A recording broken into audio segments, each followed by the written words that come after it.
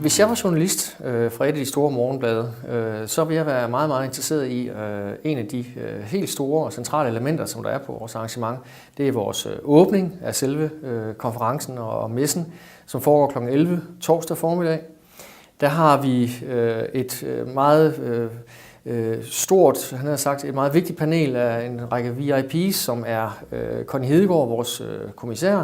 Vi har Martin Lidegaard, som er vores minister, og vi har Ditlev Engels, som er Vestas CEO, og så har vi Henrik Poulsen, som er DONGs CEO. Så det er et sådan stærkt panel, som skal tale om nogle af de både tendenser og udfordringer, vi har inden for det her med renewable energy i Danmark og Europa som sådan.